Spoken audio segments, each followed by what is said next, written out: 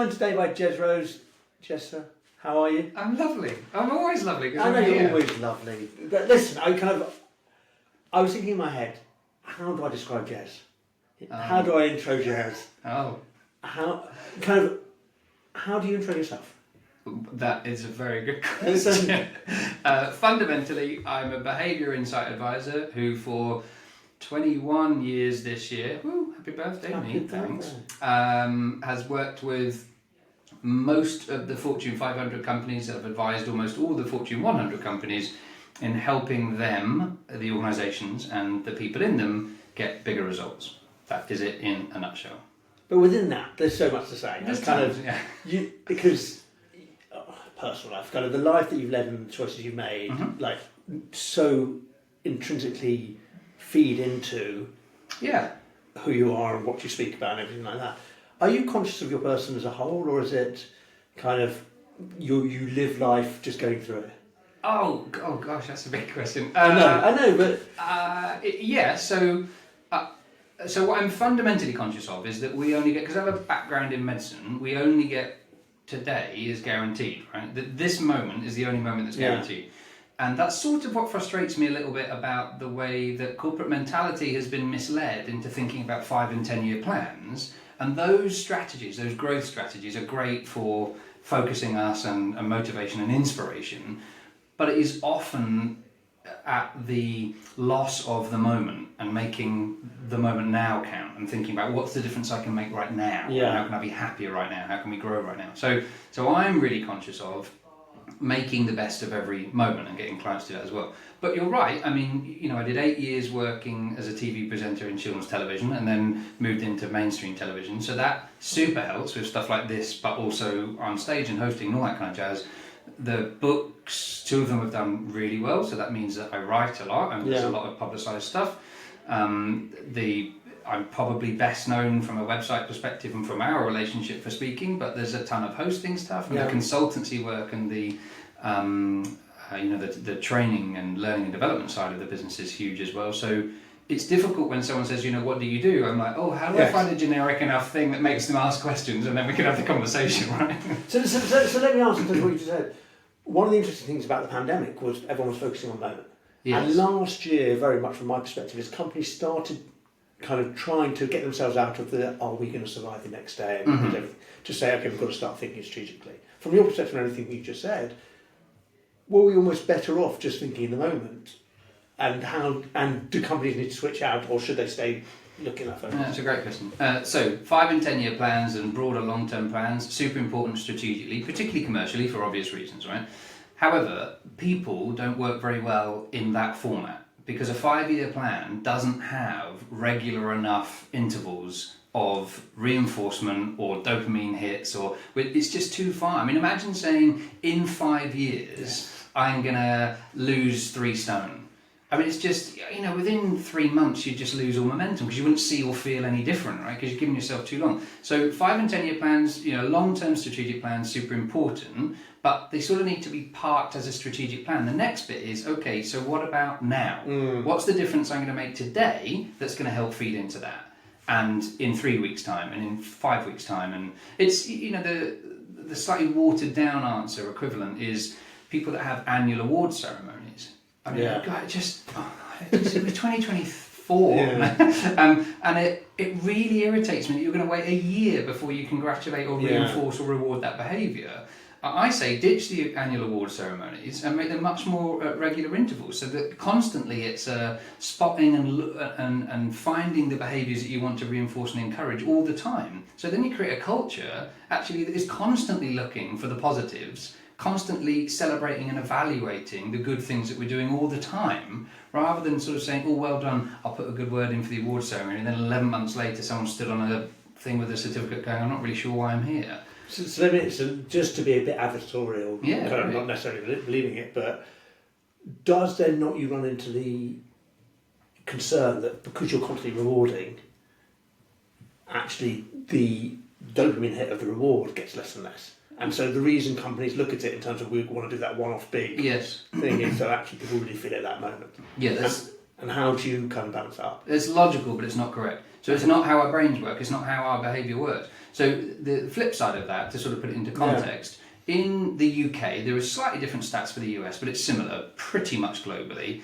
In the UK, the reoffending rate fluctuates between sort of 72 and 85%. So what does that tell us? That tells us that the current legal system, the current punitive system, doesn't work. Yeah. Because people go to prison and then they reoffend. Why is that? Super simple. Because you trip up an old lady and run her for their handbag, and you might not get in prison or any sort of sentence for 18 months, 6 months, 2 years. I mean, okay, so let's put that behaviour in a broader context. Yep. Imagine you park illegally and 6 months later your car bursts into flames. Well, you wouldn't think it was because you parked illegally, but if every time you parked illegally or swore, your hand burst on fire or something, you'd stop doing it pretty quickly, right? There's a reason why you don't get a hot iron and put it to your face or stick your hand in an oven, because it hurts. The feedback's instant. So it's really important that whatever behaviour you want more of, you feed it. Whatever behaviour you want less of, you restrict it or punish it. Yeah. And that has to happen all the time, not just once a year. So let me ask you the follow-up question, which is, you've been saying this for 21 years, as you just said, and every time I've heard you speak, it was like, Jez speaks the truth, he's a truth teller. What is it that us as humans, that we don't actually just take Jez's advice and do the right thing and go down the path which will make our life? Well, I mean, so firstly, I must say, to protect the clients that I work with really closely and have done some clients I've had longer than 10 years, there are lots of organisations and groups and teams and leaders that are doing the right things and do get great results because they understand human behaviour.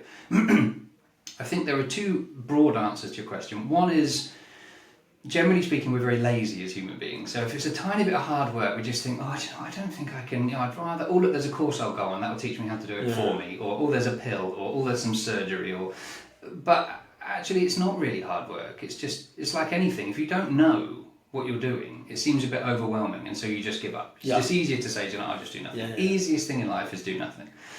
But with a tiny bit of understanding and effort, suddenly actually it becomes a bit more, a bit more interesting for people, but actually the output is so much greater that in itself is rewarding. It's like anything, you just learn.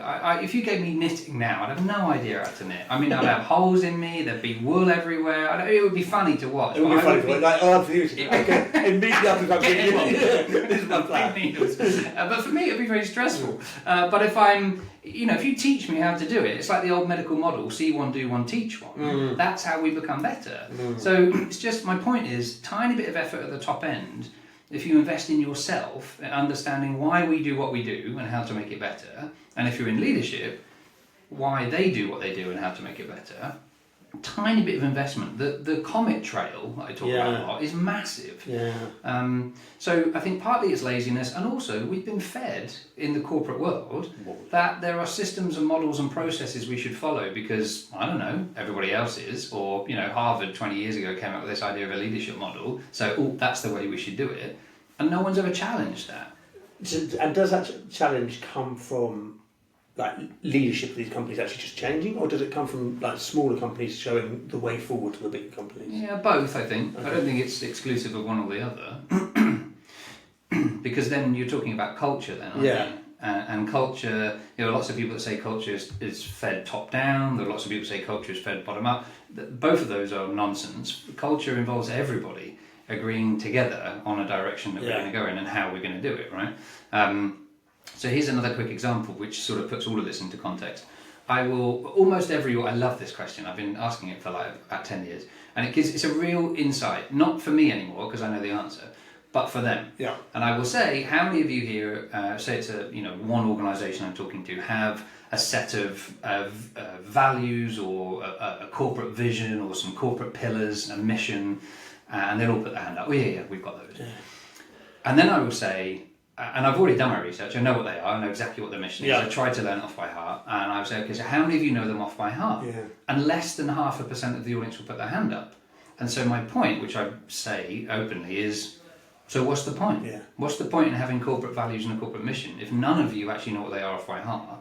But more importantly, you've got to be able to name a behaviour in order to get it.